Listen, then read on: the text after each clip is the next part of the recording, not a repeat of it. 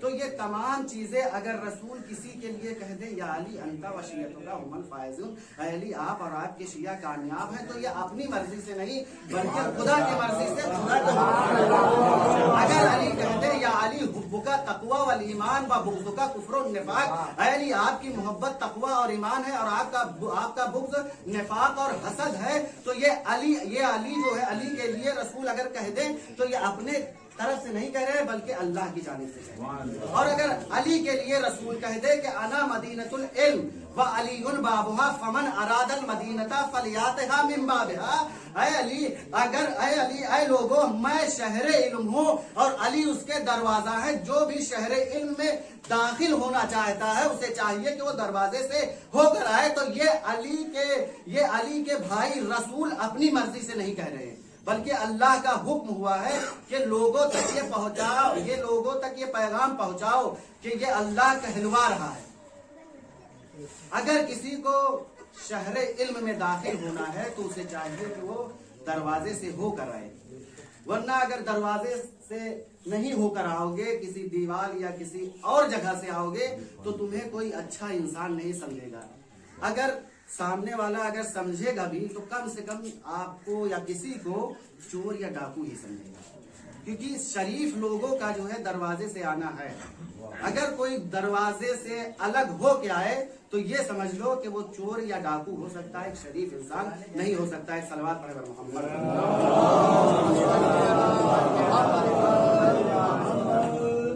حسم اللہ شخص بار کے رہنے والے ایک صلوات میں محمد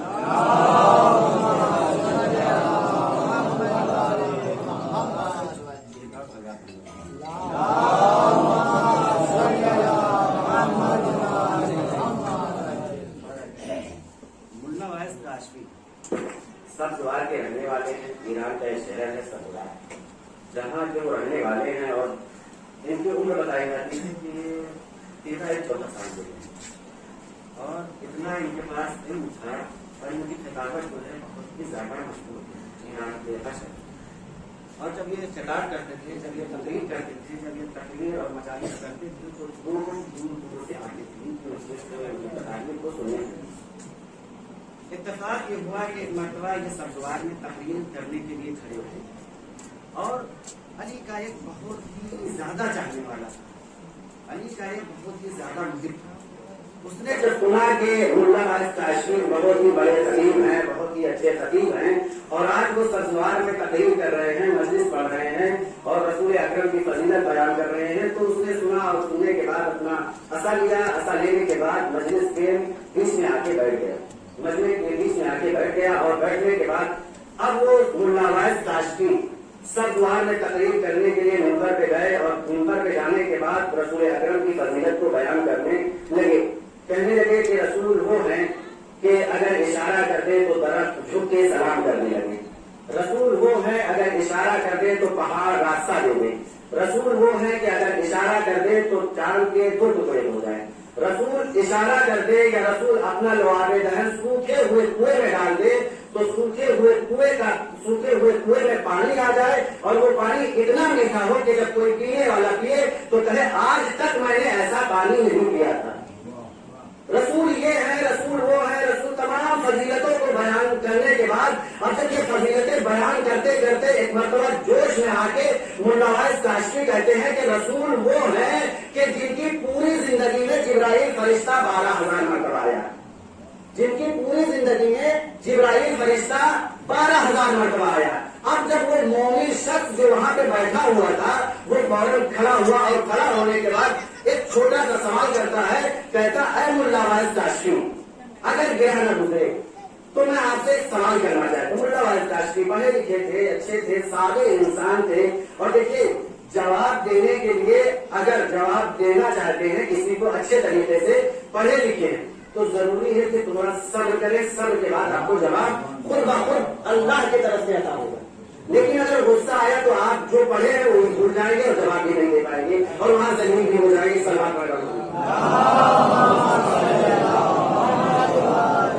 تو ہوا یہ کہ ملا وائس کاشفی کے سامنے وہ کھڑے ہوئے, اور کھڑے ہونے کے بعد کہتے ہیں کہ میں آپ سے ایک سوال کرنا چاہتا ہوں. کیا سوال ہے؟ کہتے ہیں کہ یہ بتاؤ کہ جب رسول اللہ کی پوری زندگی میں جبرائیل فرشتہ 12,000 مرتبہ آیا ہے تو مولا کائنات کے پاس کتنی مرتبہ آیا ہے؟ اب وہ پریشان ہوئے, گھبرائے, کہنے لگے کہ سوال تو بہت اچھا کیا ہے اور سمجھ میں نہیں آ رہا ہے.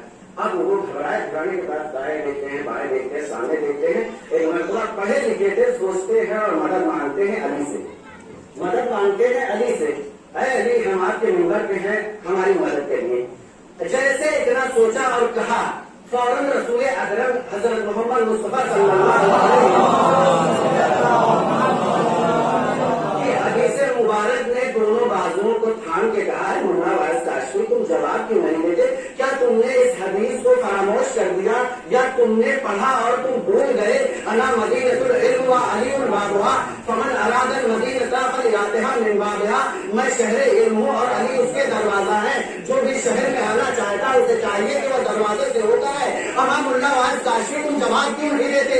جبرائیل فرشتہ رسول اللہ کی پوری زندگی میں 12,000 مرتبہ آیا ہے تو مولا کائنات کے پاس 24,000 مرتبہ آیا ہے. ایک سلام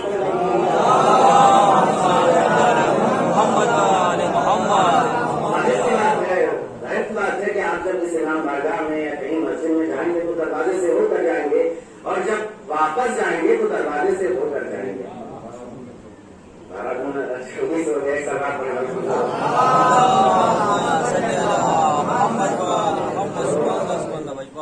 علی وہ ہیں کہ جن کی عظمتیں اتنی زیادہ ہیں, جن کی حقیقت میں بیان کیا تھا کہ علی کا اگر نام لے لیا جائے تو دریا کیا پہاڑوں کو بھی چیرا جا سکتا ہے, دریا کیا پہاڑوں کو بھی چیرا جا سکتا ہے.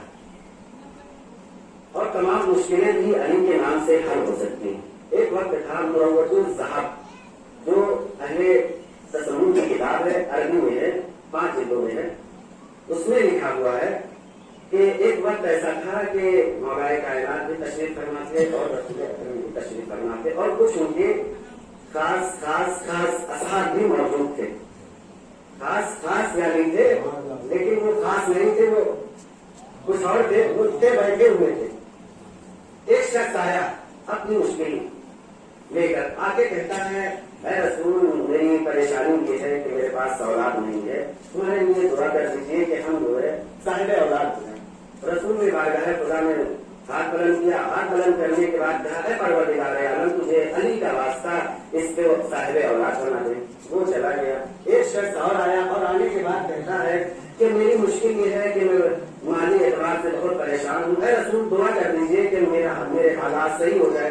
रसूल ने कहा, ऐ परवरदिगार आलम, तुझे अली का वास्ता इसकी मुश्किलात को दूर कर दे। एक शख्स और आया, कहने लगा कि मेरे यहाँ बारिश नहीं होती है, आप दुआ कर दीजिए, आप दुआ कर दीजिए कि हमारे यहाँ बारिश होने लगे।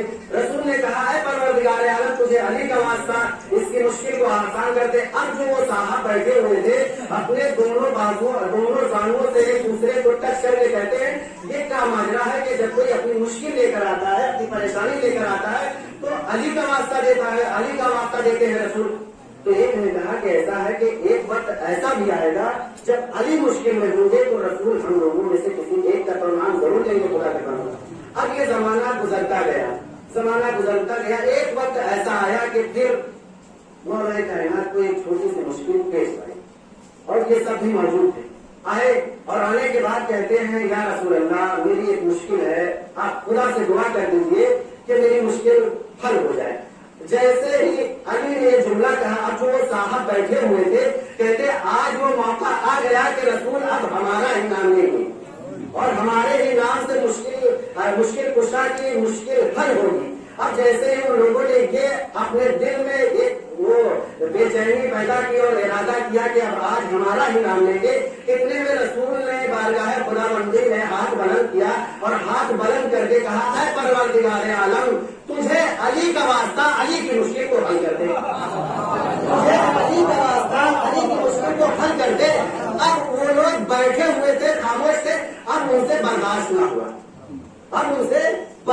हुआ, फौरन बोल उठे कि ऐ रसूल, अभी तक तो मैंने बर्दाश्त किया, कोई हाजत लेकर आया, आपने कहा अली का वास्ता परवरदिगार आलम उसकी मुश्किल को हल कर दे।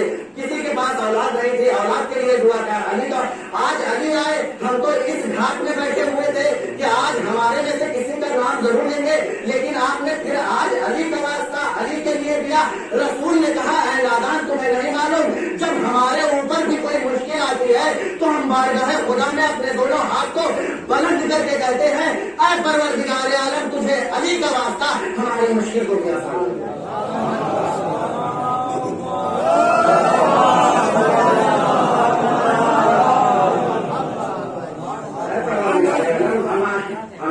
हमारे पास जो भी कोई मुश्किल आती है, कोई परेशानी हमको होती है, तो हम परवरदिगार आलम से वास्ता करते हैं अली के जरिए से। मैंने इस हदीस को आपके सामने पढ़ने का शरफ हासिल किया, बस उसके बारे में 2-3 बातें और आपकी जहमत तमाम इंशाअल्लाह।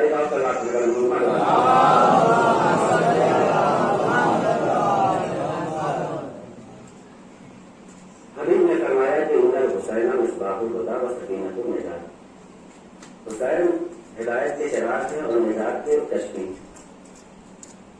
और आप लोगों को पता है कि जब फतेह शाम भरा, वास्ते जहन्नम हुआ, तो उसने वलीद को खत लिखा है मजनून ने कि हुसैन से बैयत ले, लेकिन मजनून ने करबला कैसे जाहिल और फासिक की बैयत कर ली। उन्होंने इनकार किया और कहा कि मेरे जैसा इस जैसे की बैयत नहीं करेगा।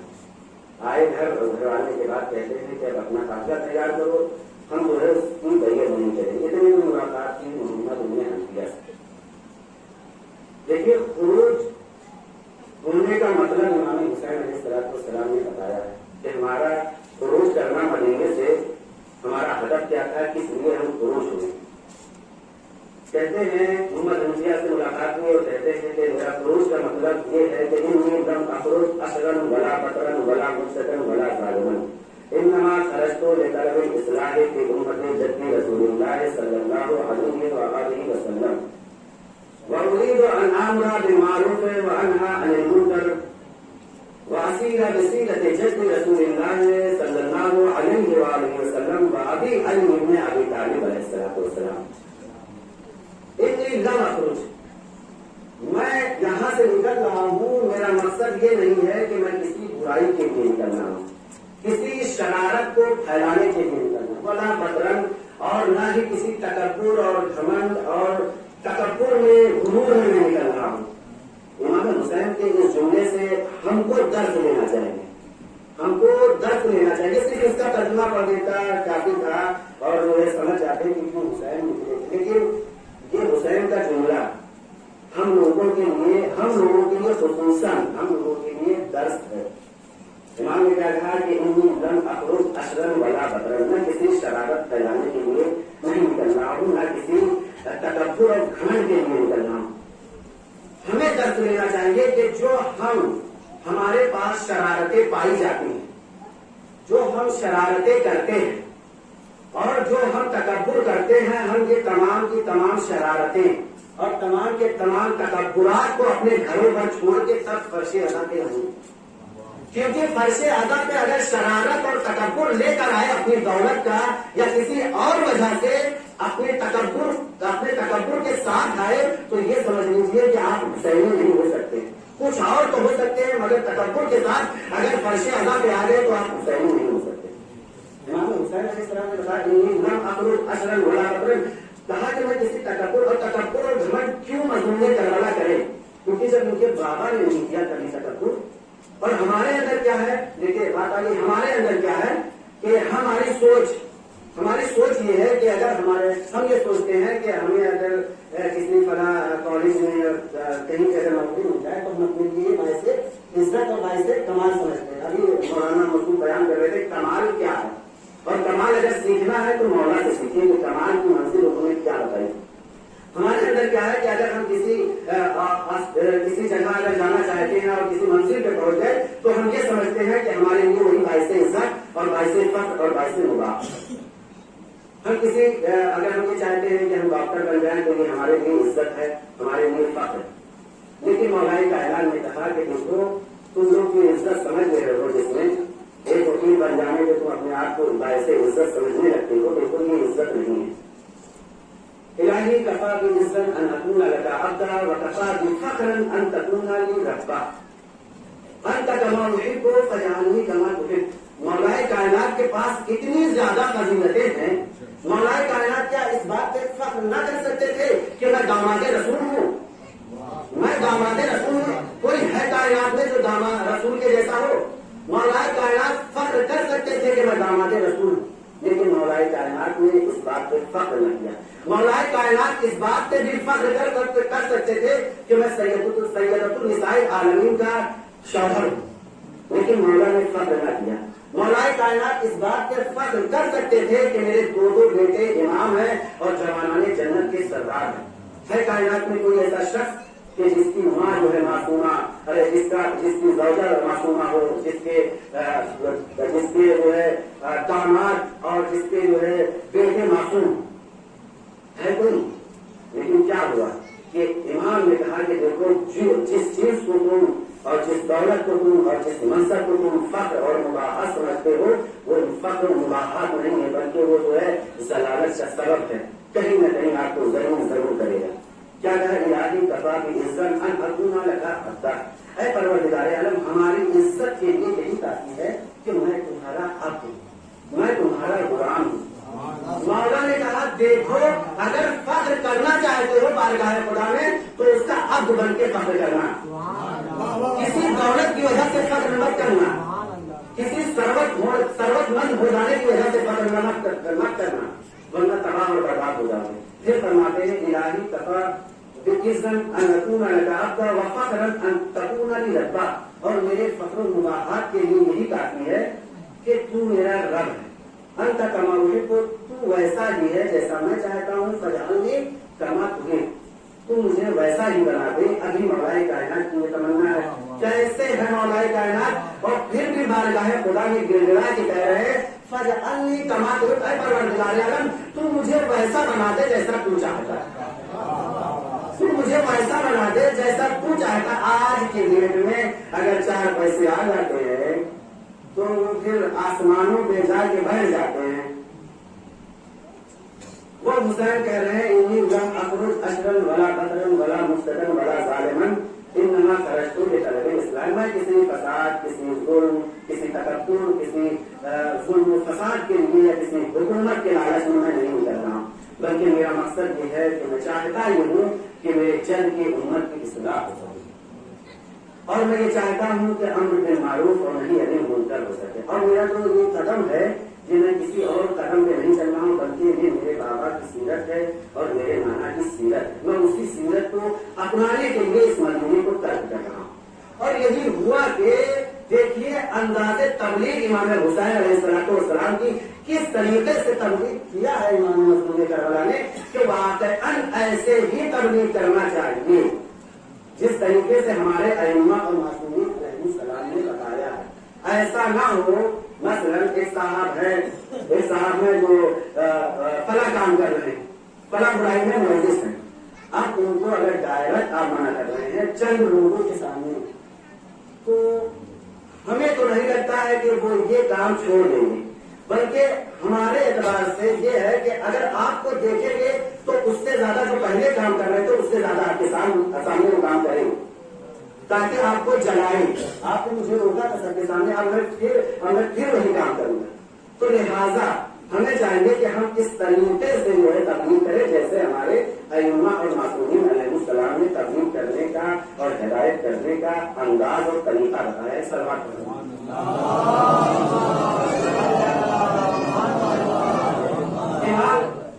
फरमाते कि वह अन्नल हुसैन जा अबू रजुल वकाला अना रजुल कातिल वला अस्दुरु अलिल मासियते फइस्नी बिमौइज़तिन फक़ाल हुसैन अलैहिस्सलाम इफ़अल खमसता अशियाइन वाज़िन माशियता फअव्वल ज़ालिक ला ताकुल रिज़्क़ल्लाह व अज़्लिम माशियता वस्सानी उख़रुज मिन वलायतिल्लाह व अज़्लिम माशियता والثالث اطلب موضعا لا يراك الله وأدم ماشيته والرابع إذا جاء ملك الموت ليقبض روحك فارفعه عن نفسك والخامس إذا أدخلك مالك في النار فلا تدخل في النار وأدم ماشيته. سلام پڑھو. اللهم صل على محمد وعلى محمد. امام مجدود کربلا بتاتے ہیں کہ ان کو تبلیغ کرنے کا انداز سیکھو اور ویسے ہی تبلیغ کرنا چاہیے جیسے ہمارے بابا نے کیا, ہمارے نانا نے کیا, اور وہی انداز امام حسین نے بھی بتایا کہ دیکھو تبلیغ کرنے کا انداز کیا ہونا چاہیے, کس طریقے سے کرے کہ سامنے والا آپ کی بات کو ایکسپٹ کر لے اور قبول کر لے. امام فرماتے ہیں کہ روایت ہے کہ امام فرماتے ہیں کہ ایک گنہگار شخص آیا اور آنے کے بعد کہتا ہے بلا اصبر علی المعصیت فیضون بمعوذتین, اے رسول خدا کے نواسے میں جب کوئی گناہ کرنا چاہتا ہوں, جب میں کوئی شراب یا کسی اور گانے بجانے کی جگہ جانا چاہتا ہوں یا بجاتا ہوں اپنے گھروں میں, تو میں اس گناہ پہ کنٹرول نہیں کر پاتا ہوں اور میں وہ فوراً وہ فعل انجام دیتا ہوں. مجھے کوئی ایسی وعد و نصیحت کر دیجیے کہ جس کی بنا پہ میں گناہوں سے بچ سکوں اور میں گناہ میں مرتکب اور ملوث نہ ہو سکوں. امام نے فرمایا کہ امام نے فرمایا دیکھیے, امام نے یہ نہیں کہا تم گناہ کرنا چھوڑ دو, امام نے کہا کہ ایسا ہے کہ تم 5 چیزوں کو انجام دو وہ عزمی معاشیتا, اور جیسا بھی دل چاہے ویسا تم گناہ انجام دو. امام نے ڈائریکٹ یہ نہیں کہا تم فلاں کام کو چھوڑ دو, بلکہ کہا اگر تم گناہوں کو چھوڑنا چاہتے ہو تو 5 چیزوں کو انجام دو, اس کے بعد جو دل چاہے تم اس کام کو انجام دو. امام نے کیا فرمایا, کہا لا تاکل رزق اللہ وعزم مشیتا, اگر تم چاہتے ہو کہ گناہ میں ملوث ہو, گناہ کرنا چاہتے ہو تو ایسا کرو لا تاکل رزق اللہ, تم اللہ کے رزق کو کھانا چھوڑ دو اور جیسا دل چاہے ویسا گناہ انجام دو. تبلیغ کرنے کا انداز دیکھیے, ہے کسی میں ہمت, کسی میں طاقت, کسی میں قوت کہ وہ اللہ کے رزق, اللہ کی رضا کو کھانا چھوڑ دے اور گناہ انجام دے. ہر ایک یہ کہے گا بھیا ہم تو اللہ کے رزق کو ہی کھا رہے ہیں, اگر اللہ کا رزق نہ ہو تو ہم تو اس دنیا سے چلے جائیں گے, جب اس دنیا سے چلے جائیں گے تو گناہ کیسے انجام دیں گے. وہ شخص کہتا ہے کہ یہ تو ممکن ہی نہیں ہے، اے حسین مظلوم کا یہ تو ممکن ہی نہیں ہے کہ ہم اللہ کے رزق کو نہ کھائیں اور گناہوں کے گناہ انجام دیں۔ امام نے فرمایا تو ایسا کر کے اگر تو چاہتا ہے تو اللہ کا رزق کھا رہا ہے تو گناہ انجام نہ دے۔ پھر فرمایا اگر تو چاہتا ہے کہ گناہ انجام دے تو ایسا کر کے اللہ کی مملکت اور اللہ کی زمین سے تو خارج ہو جا، اس کے بعد جیسا دل چاہے ویسا گناہ انجام دے۔ وہ سوچنے لگا اور کہنے لگا کہ میں نے اتنی جگہ دیکھی کہ ہر جگہ اللہ کی مملکت ہے، ہر جگہ اللہ کی، یہ ممکن ہی نہیں ہے کہ اللہ کی زمین سے خارج ہو جاؤں اور گناہ پہ گناہ انجام دوں۔ یہ انداز تبلیغ کا مضمون کر رہا ہے۔ پھر اس کے بعد ارشاد فرماتے ہیں کہ تو ایسی جگہ ایسے مقام کو تلاش کر جہاں پروردگار عالم تجھے دیکھنے والا نہ ہو، اور اس جگہ جا کے تو چاہے شراب پی یا گانا سن یا کچھ بھی انجام دے، لیکن تو ایسے مقامات اور ایسی جگہ کا تلاش کر۔ وہ کہتا ہے کہ بہت واقعہ مشہور ہے، مولانا مسعود پڑھتے رہے محمود اور محمود والا، وہ شاید جو ہے سمون یا شاہروں کی کتاب میں موجود، وہ چڑیے کا واقعہ ہوتا ہے۔ تو اللہ کے ہادی نے امام حسین مجنون میں کربلا نے کہا کہ تو ایسی جگہ اور ایسے مقامات کو تلاش کر کہ جہاں تیرا پروردگار عالم تجھے دیکھنے والا نہ ہو، پھر اس کے بعد تو ان گناہوں کو انجام دے جس پر کچھ صبر نہیں کر پاتا۔ وہ بھی اس بات کو سوچنے لگا اور کہنے لگا کہ ہم نے جہاں جہاں دیکھا وہ خدا ہمیں دیکھ رہا ہے، اور یہ ممکن ہی نہیں ہے کہ ہم خدا کے ہوتے ہوئے گناہ کو انجام دیں۔ اس کو سمجھ میں آ گیا۔ امام حسین علیہ السلام فرماتے ہیں کہ اگر تو چاہتا ہے کہ گناہ انجام دے تو ایک کام کرنا کہ جب ملک الموت تمہاری روح کو قبض کرنے کے لیے آئے تو تم اس کو اپنے پاس سے جھڑک کے بھگا دینا، اور اس کے بعد تو گناہ کے گناہ انجام دینا۔ وہ کہہ رہا ہے کہ آج تک میں نے اپنے آباء و اجداد کو دیکھا ہے کہ جب ان کے پاس ملک الموت آیا ہے تو وہ خالی نہیں گیا ہے بلکہ ان کو ساتھ لے کر گیا۔ یہ ممکن ہی نہیں ہے کہ ملک الموت آئے اور ہم اس کو بھگا دیں اپنے پاس۔ تو امام نے فرمایا کہ اگر تیرا اعتقاد اور یقین ہے تو یہ سوچ رہے کہ پروردگار عالم دیکھ رہا ہے، ملک الموت آئے گا، گناہ انجام ہونا چاہیے۔ پھر آخری بات یہ امام نے فرمایا اذا ادخلك مالک فی النار فلا تدخل فی النار، دیکھ جب تیرا پروردگار عالم تجھے جہنم کی آگ میں ڈالنے لگے تو پروردگار عالم کو انکار کر دینا اور ہٹا دینا اور کہنا کہ میں جو ہے جہنم کی آگ میں نہیں جاؤں گا۔ اس کے بعد جو ہے تو جو چاہے جیسا چاہے جس طریقے سے چاہے گناہ انجام دے۔ وہ سوچنے کے تعجب اور کہتا ہے اے آقا حسین، آپ کے در پہ جب سے میں آیا ہوں مجھے ہدایت مل گئی، اب میں انشاءاللہ گناہ انجام نہ دوں گا۔ لیکن کیا یہ بات صرف وہیں تک محدود رہی نہیں، بلکہ تا قیامت آنے والے جتنے افراد ہیں ان تمام لوگوں کے لیے یہ پیغام ہے کہ دیکھو اگر تم دنیا میں زندگی گزار رہے ہو تو تم کو اتنا پتہ ہونا چاہیے کہ پروردگار عالم کی غذا اور پروردگار عالم کا رزق کھا رہے ہیں، پروردگار عالم دیکھ رہا ہے، اس کی زمین پہ زندگی گزار رہے ہیں، اور جب ملک الموت آئے گا تو میں اس کو بھگا بھی نہیں پاؤں گا، اور جب پروردگار عالم مجھے جہنم میں داخل کرے گا تو میں پروردگار عالم کو بھی جہنم سے اپنے کو بچانے کے لیے پروردگار عالم کو دور بھی نہیں کر سکتا۔ ایک تلوار کھڑا اتنا یقین ہونا چاہیے کہ ہم اس دنیا میں اس کائنات میں اس زمین پہ زندگی گزار رہے ہیں تو اتنا تو یقین ہونا چاہیے کہ ہم اللہ کے رزق کو کھا رہے ہیں، اس کی زمین پہ رہ رہے ہیں، وہ دیکھنے والا ہے، وہ ہمیں جانا ہے، تو کم سے کم کچھ تو گناہ ہم سے۔ ہر ایک الگ بات ہے کہ ہم گنہگار ہیں اور ہم انسان ہی انسان سے خطا ہوتے ہیں، اگر انسان سے خطا نہ ہو تو معصوم ہو جائے، اگر انسان سے خطا نہ ہو تو معصوم۔ لیکن بتایا کہ اگر خطا ہو تو اس کے لیے بھی ہمارے پاس راستے ہیں، تم دعا کرو، استغفار کرو، ہم تمہاری خطاؤں کو بھی قبول کریں گے۔ جب نبی اور اور دیگر فرشتوں سے جب ترک اولا ہو جاتا ہے تو وہ واسطہ دیتے ہیں اہل بیت علیہ السلام کا. جب ہم سے بھی کوئی گناہ ہو تو ہم اہل بیت علیہ السلام کا خدا کی بارگاہ میں وسیلہ دیتے اے پروردگار عالم ہم سے فلاں خطا ہو گئی تھی, فلاں جگہ ہم نے یہ گناہ کیا تھا, ہم چاہتے ہیں کہ اہل بیت علیہ السلام کے صدقے میں ہماری خطاؤں کو معاف کرنا. اس سوال پر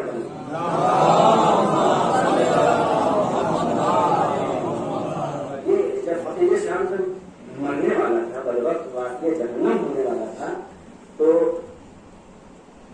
مرنے سے 1 سال پہلے اس نے جب سوچا اور دیکھا کہ اہل بیت علیہ السلام کے فضائل بہت زیادہ بیان کیے جا رہے ہیں اور خلفاء کے فضائل اور یہی فضائل کو کیا فضائل کہا جائے, ان کی عظمت کے بارے میں کچھ بیان نہیں کیا جاتا. اس نے جب دیکھا تو کہا ایسا ہے, اپنے جھوٹے راویوں اور جھوٹی روایت کرنے والے جھوٹوں لوگوں سے کہا کہ دیکھو بہت ہو گیا اہل بیت کے شان میں فضائل اور مرتبے اور مناقب بہت ہو گئے. ایسا کرو کہ اب جو ہے ان کے خلاف اور ان کے سامنے ان خلفاء کی فضیلت کے بارے میں کچھ حدیثیں کرو تاکہ ان کی فضیلتیں لوگوں میں آشکار اور ظاہر. لوگوں نے گننا شروع کیا, حد ہو گئی کہ آپ نے حدیث سنا ہوگا, بہت مشکل ہے, الحسن والحسین سیدہ شباب اہل جنت. ان جھوٹے راویوں نے کہا کہ خلیفہ اول اور خلیفہ ثانی, امام نے فرمایا رسول کی حدیث ہے کہ حسن اور حسین جوانان جنت کے سردار ہیں. اس فقیر شام نے جھوٹی حدیث گڑھوائی اور گڑھوانے کے بعد کہا کہ ان کے بارے میں 2 لوگوں کے بارے میں اول اور ثانی کے بارے میں کہو کہ یہ جنت کے بوڑھوں کے سردار ہیں. جنت کے ان لوگوں نے تو حد کر دی, یعنی اتنا چوری کیا کہ جو صدیق اکبر مولائے کائنات کا لقب تھا, فاروق اعظم اور غنی, یہ لقب تھا کہ سب اپنا اپنا چوری کر کے اپنے لوگوں میں چسپا اور چپکا دیا. ان لوگوں کی شروع سے ہی عادت رہی. ابھی جو ہے یعنی بہت سارے معاملے ایسے ملے ہیں. ابھی پاکستان کا ایک لڑکا ہے, نام نہیں یاد ہے, اس نے بھی جو ہے تقریبا نکالا ہے مولائے کائنات کی شان میں, اس کا کاپی کر کے فوراً جو ہے فلاں کے نام جو ہے وہاں کاپی کر کے. یہ شروع سے عادت ان کی رہی اور اس کی فقیر شام کی سیرت پہ وہ لوگ چلتے چلے. اب اس نے جب فضیلت کو بیان کروانا, اپنے خلفاء کی جھوٹی روایتوں اور جھوٹی حدیثوں کو کروانا شروع کیا ان کے بارے میں, تو اس وقت مولائے کائنات کے بیٹے مظلوم کربلا موجود تھے. انہوں نے کہا کہ ہم ایسا بھولے نہیں دیں گے, کچھ بھی ہو جائے ہم ایسا بھولے نہیں دیں گے. ہوا کیا کہ مظلوم کربلا اس فقیر شام کے انتقال سے 1 سال پہلے حج کرنے گئے. جب حج کرنے گئے تو بہت ماحول خراب ہو گیا تھا, ساری چیزیں بہت بدعت رائج ہو چکی تھی. اس وقت مظلوم کربلا نے میدان مینا, حج کے بعد میدان مینا میں کچھ لوگوں کو بلایا اور بلانے کے بعد کہا کہ دیکھو جتنے ہمارے چاہنے والے ہیں سب کو اکٹھا کرو. روایت کے فطرے ہیں کہ اس وقت 700 لوگ مولا امام حسین کے پاس جمع ہوئے. اب جب جمع ہوئے تو اس وقت مولا نے ان لوگوں کو قسم دلا کے کہا کہ تم لوگوں کو خدا کا واسطہ ہے اور میں تم لوگوں کو خدا کا واسطہ دیتا ہوں, خدا کی قسم دیتا ہوں, اگر میں اپنی بات میں سچا ہوں تو تم ہماری باتوں کی تصدیق کرنا, اور اگر ہم اپنی باتوں میں جھوٹے ہیں تو تم ہماری باتوں کو جھٹلانا. اور یہاں پہ بات واضح ہونا چاہیے کہ یہ ساری فضیلتیں ہمارے خاندان کے لیے ہیں یا نہیں. امام نے خطبہ دیا, خطبہ دینے کے بہت بڑا قدیم خطبہ ہے. امام نے خطبہ دیا, خطبہ دینے کے بعد پروردگار عالم کی حمد و ثنا کی, درود و سلام بھیجا رسول اور آل رسول پر. اس کے بعد فرمایا کہ اے لوگوں یہ بتاؤ, انما یرید اللہ لیذھب عنکم الرجس اہل البیت ویطہرکم تطہیرا. یہ آیت کس کے سلسلے میں نازل ہوئی ہے؟ یہ آیت کس کے سلسلے میں نازل ہوئی؟ سب نے کہا کہ اے رسول کے نام سے یہ آپ اور آپ کے بابا کی شان میں نازل ہوئی ہے. پھر مظلوم کربلا نے کہا دیکھیے بتانا مقصود تھا کہ دیکھو ہمارے بابا اور ہمارے خاندان کی فضیلت کیا ہے, کیا کیا فضیلتیں اللہ نے قرآن میں دے کے نازل کی ہیں. کہا اس کے بعد قل لا اسألکم علیہ اجرا مودۃ فی القربى, یہ بتاؤ کہ یہ آیت کس کی شان میں نازل ہوئی ہے؟ پھر سب نے یہی کہا کہ یہ تو آپ کی شان میں نازل ہوئی ہے. پھر مظلوم کربلا نے کہا یہ بتاؤ یا ایھا الرسول بلغ ما انزل یا ایھا الرسول بلغ ما انزل الیک من ربک وان لم تفعل فما بلغت رسالته واللہ یعصمک من الناس. یہ بتاؤ کہ یہ آیت کس کے سلسلے میں نازل ہوئی ہے؟ پھر سب نے یہی کہا کہ یہ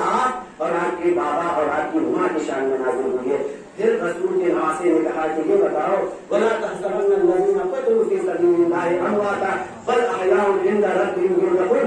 یہ بتاؤ کہ یہ آیت کس کی شان میں نازل ہوئی ہے؟ پھر ان لوگوں نے یہی کہا کہ یہ آیت آپ اور آپ کے اہل بیت علیہ السلام کی شان میں نازل ہوئی ہے.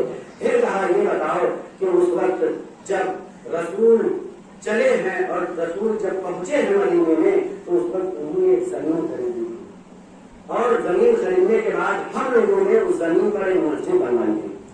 پھر رسول نے تمام لوگوں کے دروازے اس مسجد کی طرف کھول دیے تھے. لیکن کچھ لوگوں کو اتنی تمیز اور طریقہ نہیں تھا ان کے پاس کہ مسجد میں کس طریقے سے اور کس حالت میں داخل ہوا جاتا ہے وہ داخل ہو جاتے تھے. پروردگار عالم کا حکم ہوا کہ تمام لوگوں کے دروازے بند کر دیے جائیں, صرف علی کے دروازے کھول دیے جائیں. کیا یہ حقیقت ہے یا نہیں؟ سب نے کہا کہ یہ حقیقت ہے. پھر مظلوم کربلا نے کہا کہ یہ بتاؤ کہ کیا رسول نے آخری وقت میں یہ نہیں کہا تھا کتاب اللہ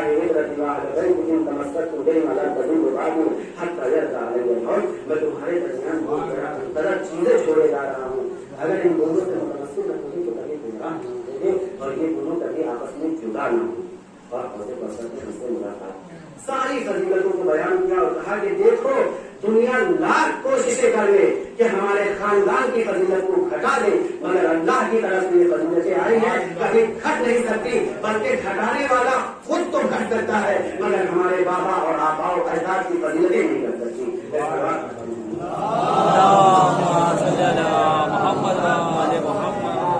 بس اسی کو بچانے کے لیے مظلوم کربلا آئے اور نانا کا دین ترک کیا ہے, نانا کے دین کو چھوڑا ہے.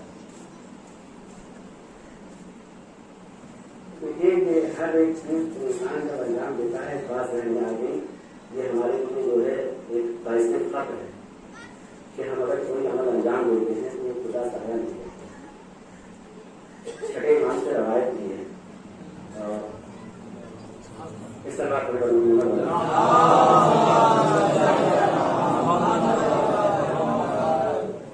اسٹارٹ فرماتے ہیں کہ دیکھیے ہم کوئی اگر عمل انجام دیتے ہیں کوئی اچھائی کرتے ہیں تو اس کے صلہ اور اس کے اجر کا انتظار کرتے ہیں کہ کچھ نہ کچھ اس کا صلہ ملے گا, کچھ نہ کچھ اس کا اجر بارگاہ خدا بندی میں ضرور ہوگا. اور کوئی بار کسی ایسا ہو ہی نہیں سکتا.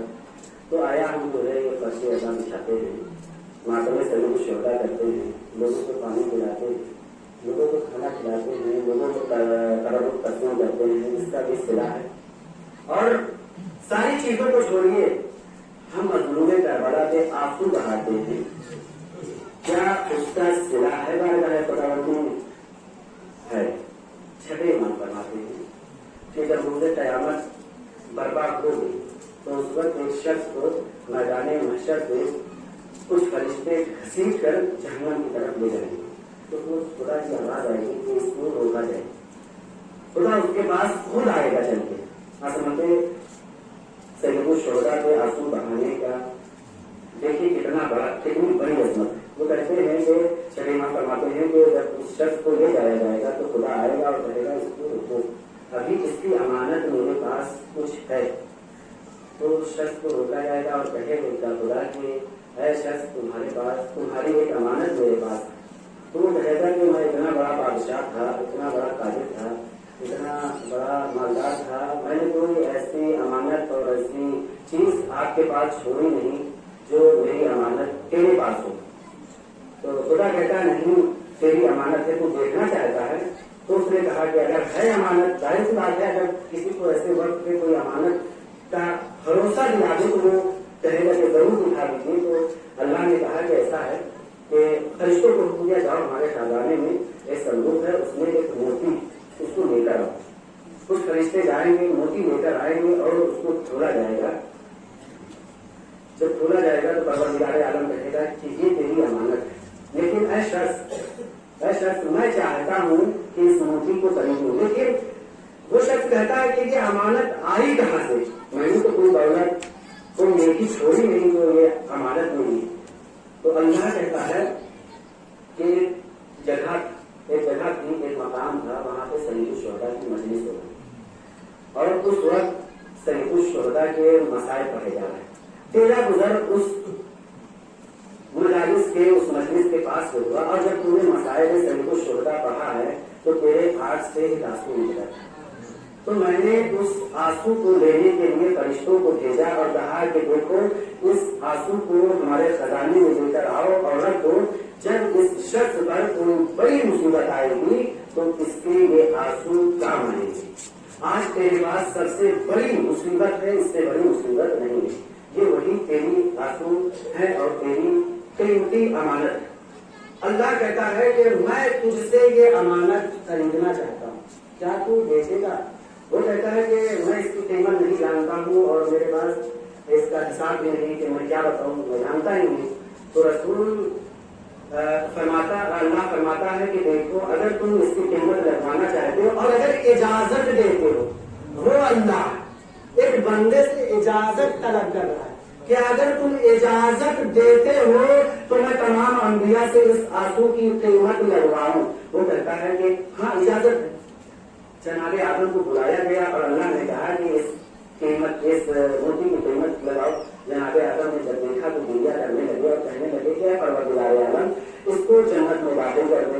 अल्लाह ने कहा कि ऐ आदम तेरे नजदीक तेरे हिसाब से कीमत बहुत है, लेकिन हुसैन मजलूम करबला की कभी इससे ज्यादा अजमत। इसी तरीके से जनाबे इब्राहिम को बुलाया, जनाबे इब्राहिम से सवाल हुआ। इब्राहिम ने कहा कि इसके नामे अमाल को दाहिने हाथ में दे दिया जाए।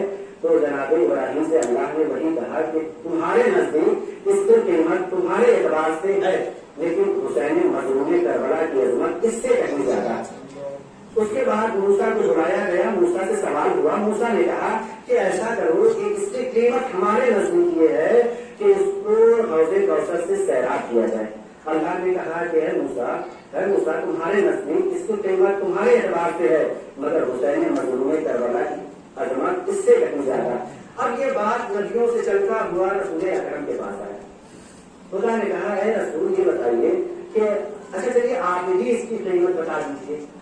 रसूल अकरम ने उस मूर्ति को देखा, देखने के बाद गिरिया करने लगे और कहते हैं कि हम क्यों ना है अल्लाह अगर तू इजाजत दे तो हुसैन मजलूम करबला इस मूर्ति के मालिक, इस मूर्ति के वारिस, इस साहिब कीमत बैठे हुए हैं, क्यों ना अगर इजाजत दे तो हम मजलूम करबला से इसकी कीमत लगवाते। अल्लाह ने इजाजत दिया, रसूल मौला हुसैन मजलूम करबला के पास आए। आगे कहते हैं कि मजलूम करबला अल्लाह ने इस मूर्ति की कीमत के लिए कहा है तो मैं चाहता हूँ कि आप इसकी कीमत लगाइए। मजलूम करबला ने गिरिया किया और गिरिया करने के बाद कहा कि ऐ परवरदिगार आलम हमारे नजदीक इसकी कीमत ये है कि जिस तरीके से मैं करबला में 3 दिन का भूखा प्यासा था, इसको कभी भूख और प्यास में मुब्तला न करना। ऐ परवरदिगार आलम इस मूर्ति की कीमत हमारे नजदीक ये है कि जैसी हमारी बहनें और माएँ करबला से कूफा और कूफा से शाम तक सरबराहना गई है, इसके अहले हरम कभी सरबराहना ना हो। ऐ परवरदिगार आलम मेरे नजदीक इसकी इस मूर्ति की कीमत ये है कि हम चाहते हैं कि इसके दोनों हाथ को पकड़े और जन्नत में दाखिल करें और जन्नत में हौज़े कौसर से सैराब करें। अल्लाह ने हुक्म दिया कि जाओ और इसको जहन्नम की तरफ से जन्नत में दाखिल करो और अपने हाथों से कौसर से आबे कौसर से सैराब करो। अदाकारा में नजर कर आज मसाइल तारीख यानी मंसूब है कि हम जो है जनाबे अबू बकर का मसाइल पढ़ते, लेकिन आज आपको पूछेगा शाम को मजलिस होगी, मसाइल होगा और वहाँ पे जनाबे अबू बकर का मसाइल पढ़ा जाएगा और आप लोग सुनिएगा, गिरिया करिएगा, क्योंकि अब वक्त नहीं रहा, क्योंकि आज 6 मुहर्रम हो गई है।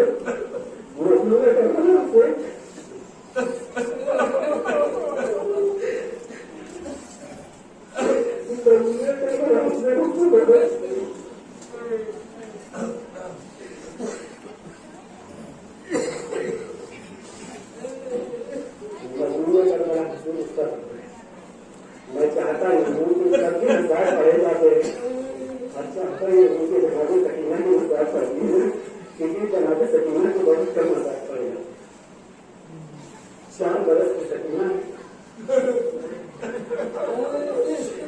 सभी आंसू आती का चारों तरफ से अलाकश की सभाएं और खाए प्यास वो कह रहे हैं इमाम मजदूर करबला आते हैं कि बात की मोहब्बत बेटे कितनी होती है, जो साहिब औलाद में वो जानते हैं कि बेटी से कितनी मोहब्बत। मजदूर करबला आए और आने के बाद कहते हैं सकीना के पास आके बैठ जाते हैं। मरतबा जब प्यार आता है, इमाम हुसैन को पता है कि सकीना के ऊपर क्या दर्द होना। प्यार आया, जनाब सकीना को अपने बाहों में लिया। सकीना ने अपने दोनों हाथों को मौला के गले में डाल के चिपट गई। मजदूर करबला को बहुत प्यार आया क्योंकि सारा मंजर करीब था। मौला को सारे मंजर याद आए। एक मरतबा मौला मजदूर करबला जनाब सकीना के कानों का बोसा लेने लगी।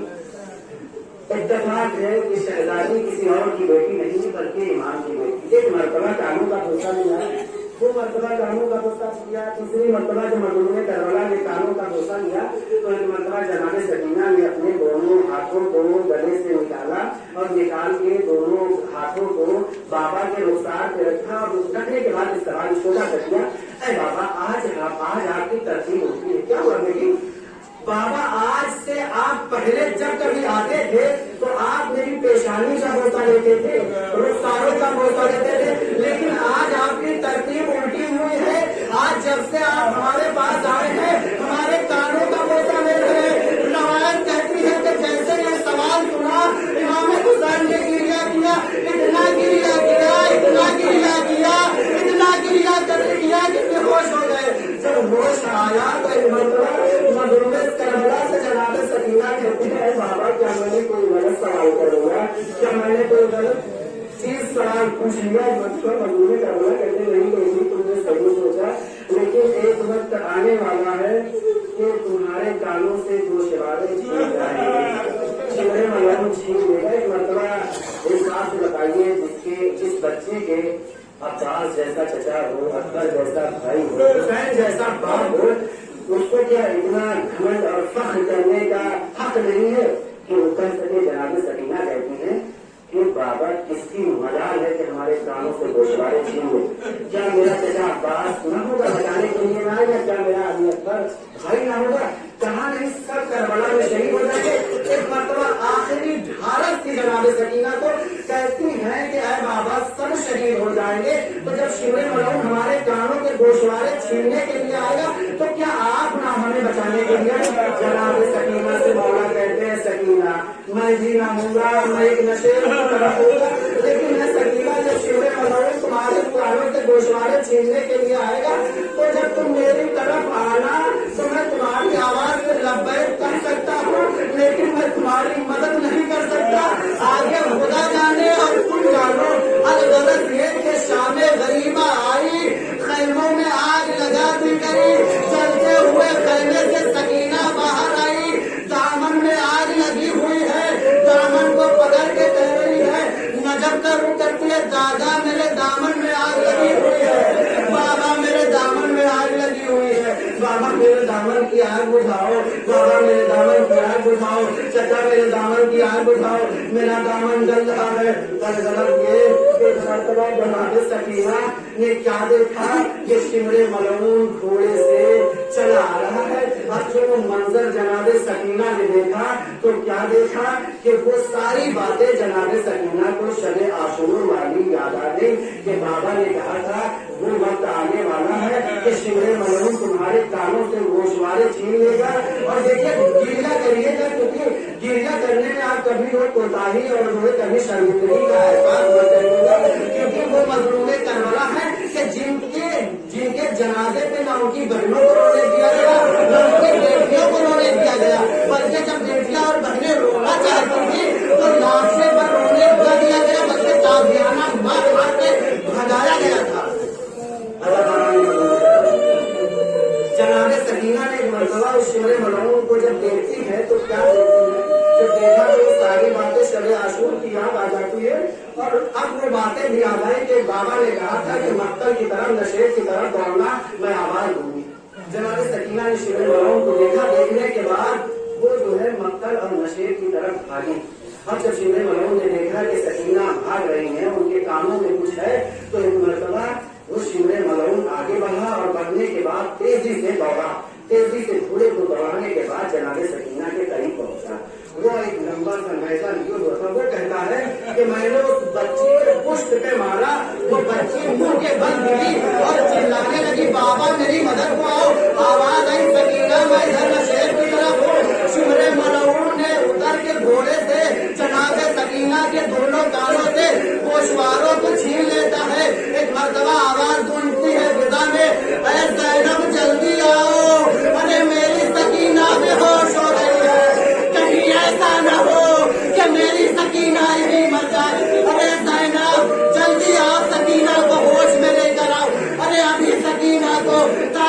तमाचे दिखाने हैं, रुखसारों पे तमाचे दिखाने हैं, अरे बहुत जुल्म भी ढाने हैं, अभी तो बहुत